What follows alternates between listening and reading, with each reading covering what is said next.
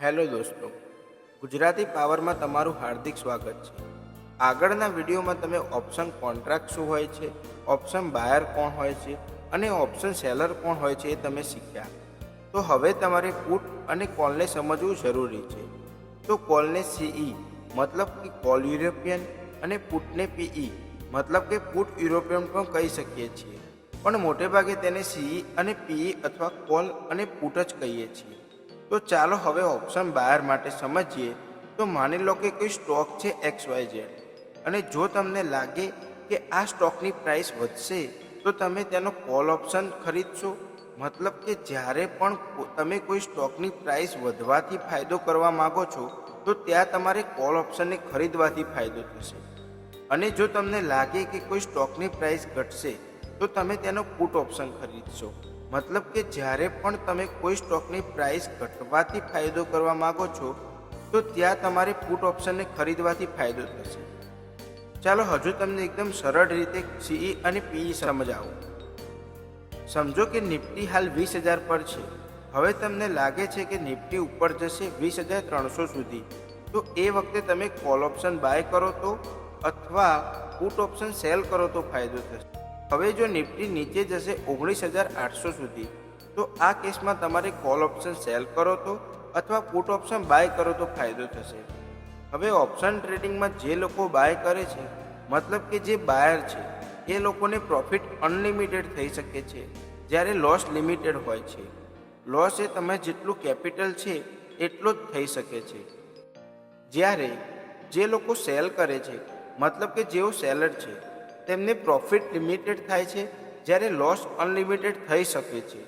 હવે આ વસ્તુને સમજીએ કે કેવી રીતે બાયરને પ્રોફિટ અનલિમિટેડ અને લોસ લિમિટેડ થાય છે અને સેલરને પ્રોફિટ લિમિટેડ અને લોસ અનલિમિટેડ થાય છે। હવે સમજો કે આપણે કોઈ બેંક નિફ્ટીનો 53,500નો કોલ ઓપ્શન 500 ઉપર બાય કર્યો, તો આપણે આ કેસમાં બાયર બન્યા। તો હવે જો 500થી આપણે બાય કર્યું છે તો આપણે બેંક નિફ્ટીનો એક પ્લોટ લીધો તો 15 શેર એટલે કે 7500 રૂપિયા આપણું કેપિટલ રોક્યું છે। હવે બે વસ્તુ પોસિબલ છે કે 500થી પ્રાઇસ વધીને કંઈ પણ થઈ શકે, 1000, 2000 અથવા કંઈ પણ, અથવા તો જો ઘટશે તો 500થી 0 થઈ જશે। હવે સમજો જો પ્રાઇસ 500થી વધીને કંઈ પણ થઈ શકે, મતલબ આપણો પ્રોફિટ અનલિમિટેડ છે, જ્યારે 500થી ઘટીને 0 થશે તો આપણો લોસ ફિક્સ છે કે જે આપણે કેપિટલ રોક્યું છે 7500, એટલો જ લોસ થશે। માટે હવે સમજ્યા કે કેમ બાયરને પ્રોફિટ અનલિમિટેડ અને લોસ લિમિટેડ હોય છે। હવે આપણે ઓપ્શન સેલરની વાત કરીએ। તો હવે સમજો કે કોઈ ઓપ્શન સેલર છે, તે બેંક નિફ્ટીનો 53,500નો કોલ ઓપ્શનને 500ના ભાવથી સેલ કરે છે। હવે જો કોલ ઓપ્શન સીઈ સેલ કર્યું છે, મતલબ કે જો ભાવ ઘટશે તો સેલરને ફાયદો થશે અને જો ભાવ વધશે તો સેલરને લોસ થશે। જો ભાવ ઘટીને 500થી 0 પણ થઈ ગયો તો સેલરને ફાયદો 7500 રૂપિયા જ થશે, જ્યારે ભાવ વધીને 500નો 2000, 3000 અથવા કંઈ પણ થઈ શકે તો સેલરને લોસ કંઈ પણ થઈ શકે છે। માટે હવે સમજ્યા કે કેમ સેલરને લોસ અનલિમિટેડ અને પ્રોફિટ લિમિટેડ હોય છે।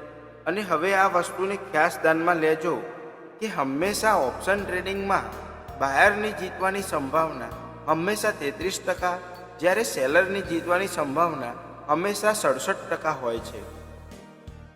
ચાલો હવે નેક્સ્ટ વિડીયોમાં આપણે ચાર્ટ જોઈશું અને કેન્ડલ વિશે પણ જાણીશું, તેમજ ઓપ્શન ટ્રેડિંગમાં બાય અને સેલ કરતાં પણ શીખીશું। જો મિત્રો તમને આ વિડીયો ગમ્યો હોય તો લાઈક કરજો, કોમેન્ટ કરજો અને તમારા મિત્રો સાથે શેર ચોક્કસથી કરજો। આભાર।